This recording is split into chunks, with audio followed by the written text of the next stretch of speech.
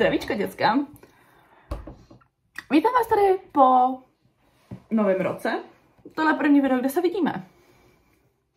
Nejsou to normální Dash Diaries, jak byste očekávali, ale trochu jináčí typ videa, což už jste si asi přečetli v popisku. Takže, než bych vám tady chtěla rychle poděkovat za neuvěřitelných 103 sledujících, což, wow, zašli jsme půl roku zpátky. Kde se to vzalo, děcka?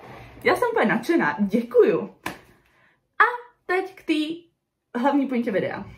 Jak jistě všichni víte, náš milovaný TikTok, věc, na který všichni strávíme hodiny svého času a, well, docela tam prokrastinujeme, bude v Americe zakázána. Rest in peace. Chtěla jsem najít takovou tu roušku s TikTokem. Nevím kde, takže, well, pardon. Ale k tomu, proč jsme tady. Spousta z vás, z mých kamarádů, ani nevěděla, že TikTok bude zakázaný, což, jak to nemůžete vědět, but chápu. Ne všichni TikTok měli, ne všichni ho používali. Proto jsem tady já, vaše YouTube kamarádka, průvodkyně a vědátorka, která vám oznámí, co se právě děje ve světě. Začala bych tím, proč TikTok má být zablokovaný v Americe. Je to teda jenom v Americe, ne u nás v Česku. Myslím, že v Austrálii to, že bude moct být od 16, takže jestli jste z Austrálie, tak zdravím vás, mám vás ráda. V životě bych tam nejela, máte tam hnusný pavouky. Jdeme dál. V Americe bude zakázaný kvůli tomu, že vláda rozhodla, nějaký kongres a takhle, že je to nebezpečný. Že to sbírá vaše data. Teď si říkáte, ale kači, všechny aplikace sbírají naše data. Well, já vím. Ale je to Čína, říká Amerika. Americký budoucí prezident sám má TikTok a vydává na něj videa. Teď si říkáte, to je docela pokrytecký. Je. Welcome to America. BTV, mám na sobě americkou mikinu, není moje, ukradla si mi kámošce. Zpátky k pointu.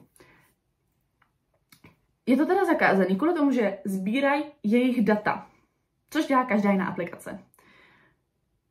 Z toho, co jsem jako četla, poslouchala a všechno, tak spíš tím hlavním důvodem bude to, že se v tom točí nehorázný prachy.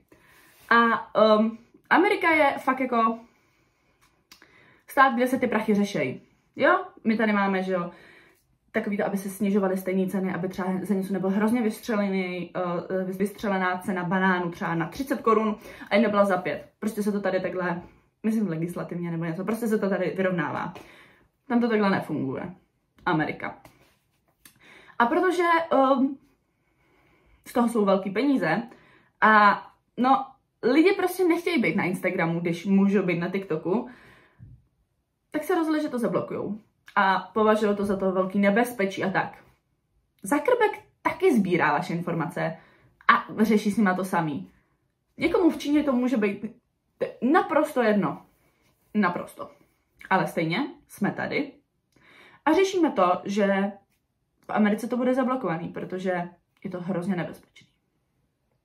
U nás v Česku byl vydaný nějaký upozornění, že to je jako nebezpečný, že třeba poslanci by to neměli mít a takhle.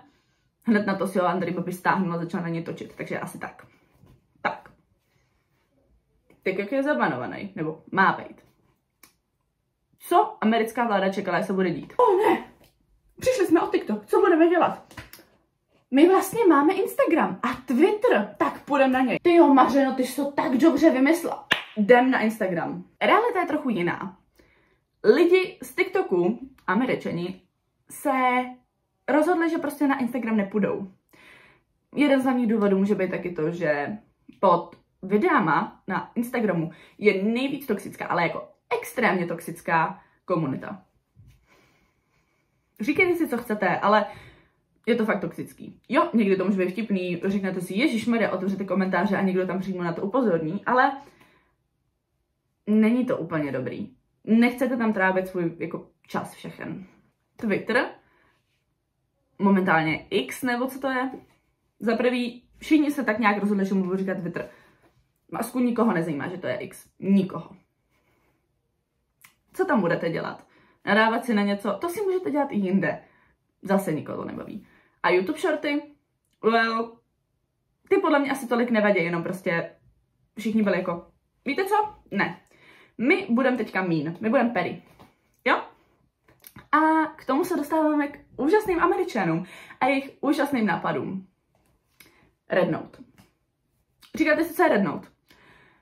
Vysloveně čínský TikTok. Jakože to je naprosto čínská aplikace.